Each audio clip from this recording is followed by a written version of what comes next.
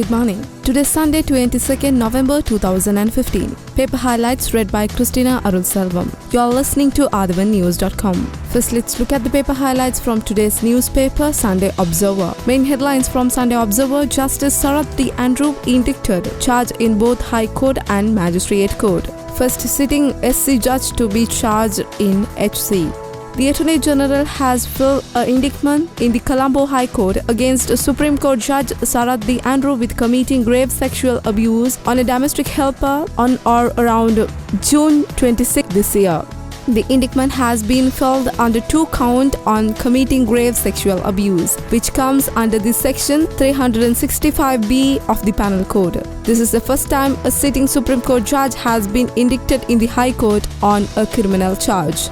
Another news highlight from Sunday Observer: vehicle prices soar post-budget. Vehicle prices have significantly gone up with the tax increase in the 2016 budget proposal, which introduced a unit rate for vehicles. Accordingly, the prices of an electric motor car has increased by Rs 2.5 million, hybrid car by 400,000, mini cab by Rs 1 million, and Maruti cars by 200,000, and 3-wheelers Rs by 100,000. President Vehicle Importers Association of Lanka, Sampath Marinchage, said the import tax on hybrid vehicles has been increased by over 50%. He had the price of the other vehicles have also been increased, making the purchase of the motor vehicles unaffordable for the arriving Sri Lankan. Another news highlight from Sunday Observer: Lanka Avant-Garde contract under review. Defense Ministry seek AG advice to termination. The Ministry of Defense has showed the opinion of Attorney General's Department on the possibility of terminating the contract. Rakna Arakshakaranka has signed the controversial private maritime security service company Avant-Garde. We are in the process of evaluating the possibility of terminating the said contract. All documents relating to the agreement have been sent to the AG's department for assessment. We will also have to wait for the outcome of the ongoing CID investigation, Secretary of Defense K. Hettiarich said. More news highlight from Sunday Observer: Samantha Power rises, President moved to abolish executive presidency. U.S. Permanent Representative on UN Samantha Power praised the effort taken by the incumbent government, says the charges that have been put in place in a complex with the devised political environment within the last few months was exemplary. Speaking at the media briefing shortly after landing in Sri Lanka, she said at time when presidents across the world were eager to the extend their presidency to acquire more power. The fact President Maithripala Sirisena has openly agreed to abolish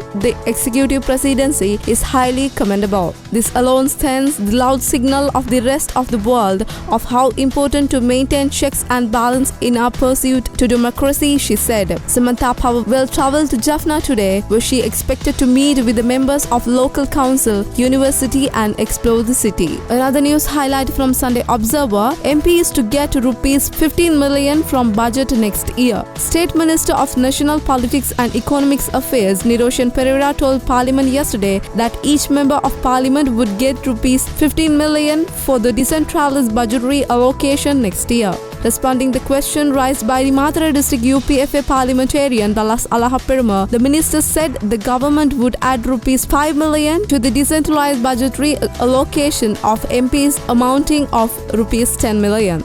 Another news highlight from Sunday Observer: National Unity Government to remain till 2020. Current understanding between the stakeholders, the National Unity Government will prevail until 2020, President Maithripala Sirisena said. This is a solid government and it will not change until 2020. After 5 years, the people of the country will be given another chance to choose their government, the president said during the political talk show to mark the first year of his defection of the Rajapaksa government to be the common candidate of the opposition. The discussion, hosted by the political commentator Upul Shanta Sannas Gala, was attended by Prime Minister Ranil Wickremesinghe and several other key stakeholders of the National Unity Government.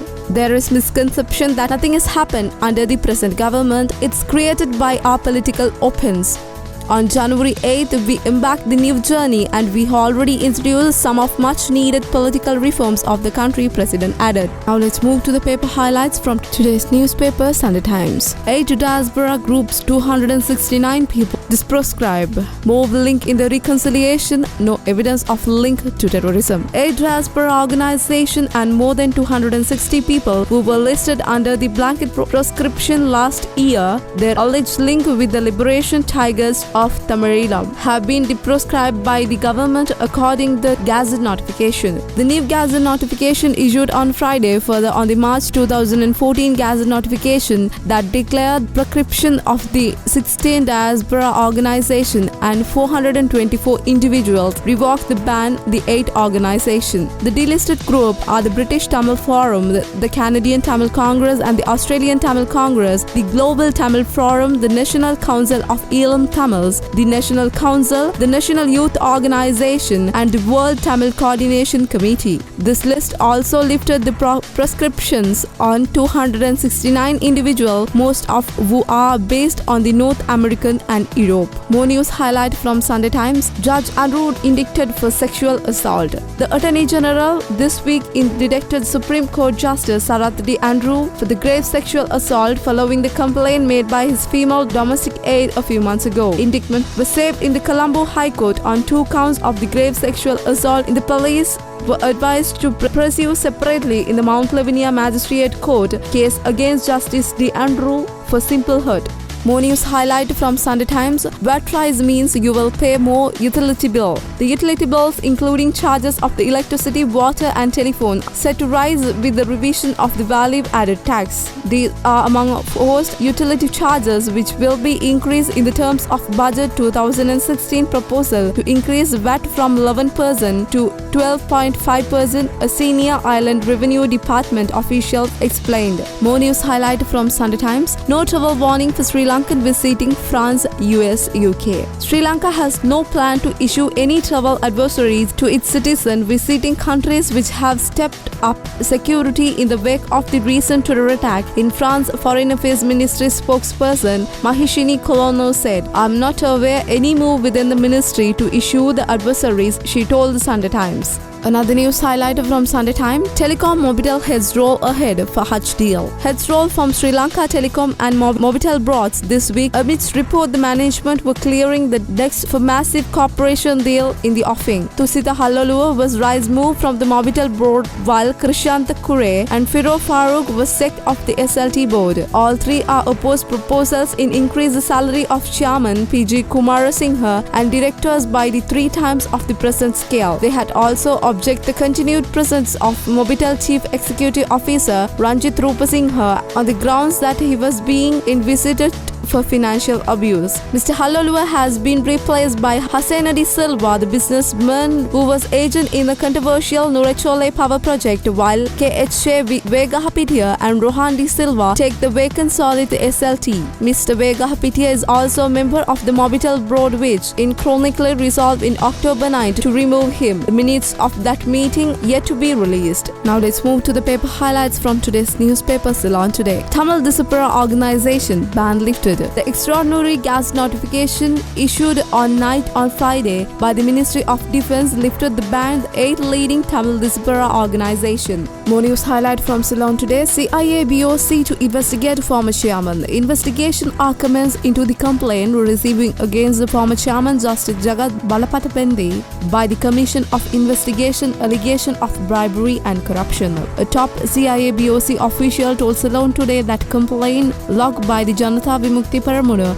against former chairman of the commission Justice Balapatha Hendy was cover up the assistance of another commission of a CIA BOC. More news highlight from Ceylon Today. Gallant Falls gushing again. A once-off visited tourist site, the famed Gallant Falls of Nuwara earlier that dried up 23 years ago as miraculously began disagreeing rivers of water. Environmentalist Shelton Hetiarachi told Ceylon Today that the waterfall was the Gallant Falls was affected in 1980s when people started illegally cultivating potatoes on the hills close the Gallant Falls. More news highlight from Ceylon Today. Women nabbed with rupees 28 million in foreign currencies. Custom office at the Bandaranaike International Airport early yesterday morning arrested the Sri Lankan woman who was about the smuggle to out the Bangkok and assortment of foreign currencies in equivalent of rupees 28 million, a customs official said. More news highlight from Ceylon today. New constitution before parliament in 6 months. There is a strong possibility that new constitution will be presented before the country, the referendum in about 6 months. Another news highlight from Ceylon today. Budgetary allocations for developed MPs will get rupees 15 million next year. Parliament was informed yesterday that every parliamentarian would receive rupees 15 million next year for the decentralized budgetary allocation. Another news highlight from Ceylon today. Allocations for former president.